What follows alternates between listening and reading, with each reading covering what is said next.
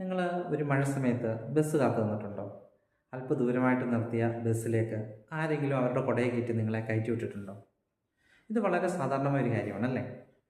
പക്ഷേ നിങ്ങൾ നിങ്ങളുടെ ലക്ഷ്യസ്ഥാനത്തുള്ള സ്റ്റോപ്പിലെത്തിയതിന് ശേഷവും മഴ തുടരുകയാണെങ്കിൽ നിങ്ങളെ കയറ്റി വിട്ടിയ ആൾ ഉണ്ടാവണമെന്ന് നിർബന്ധമില്ല. പലപ്പോഴും നിങ്ങൾ നനഞ്ഞോടി ഏറ്റവും അടുത്തുള്ള ബസ് സ്റ്റോപ്പിലേക്ക് കയറേണ്ടതായിട്ട് അല്ലെങ്കിൽ ഏതെങ്കിലും ഒരു കടയിലേക്ക് കയറേണ്ടതായിട്ട് വന്നിട്ടുണ്ടാകും അല്ലേ? ഇതുപോലെയാണ് മോട്ടിവേഷൻ എന്ന് പറയുന്നത്. നമുക്ക് ഒരു തൊട്ട് അടുത്ത അല്ലെങ്കിൽ തൊട്ട് മുന്നിലുള്ള ഒരു സ്റ്റെപ്പ് വെക്കാൻ മാത്രമാണ് പലപ്പോഴും മോട്ടിവേഷൻ നമ്മളെ സഹായിക്കുന്നത്.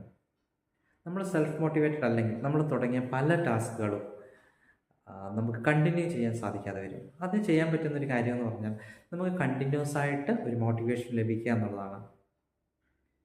നമ്മൾ എപ്പോഴും ന്യൂ ഇയർ റെസൊല്യൂഷൻസ് ഒക്കെ എടുക്കാറുണ്ട് എല്ലാ വർഷവും. പക്ഷേ അത് അധികം കണ്ടിന്യൂ ചെയ്തു പോകാൻ സാധിക്കാറില്ല. എന്തുകൊണ്ടാണെന്നറിയോ? നമുക്കൊരു പ്രോപ്പർ മോട്ടിവേഷൻ ഇല്ലാത്തതുകൊണ്ടാണ്. സെൽഫ് മോട്ടിവേറ്റഡ് അല്ലാത്ത ആൾക്കാർക്ക് തീർച്ചയായിട്ടും ഒരു മോട്ടിവേഷൻ്റെ അത്യാവശ്യമുണ്ട്. ഈ ന്യൂ ഇയറോടനുബന്ധിച്ച് നമ്മളൊരു റെസൊല്യൂഷൻ ജേർണി സ്റ്റാർട്ട് ചെയ്യുകയാണ്.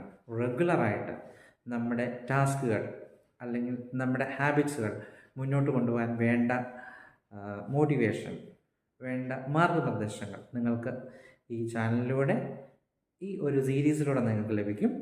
ചാനൽ സബ്സ്ക്രൈബ് ചെയ്ത് വെച്ചോളൂ, ഒരിക്കലും നഷ്ടമാകില്ല.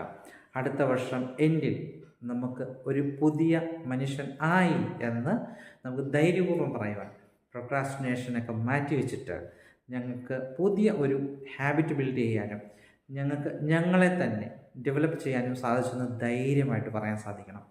തീർച്ചയായിട്ടും ചാനൽ സബ്സ്ക്രൈബ് ചെയ്ത് കൂടിക്കോളൂ, ഒരിക്കലും നഷ്ടമാകില്ല. Bye bye.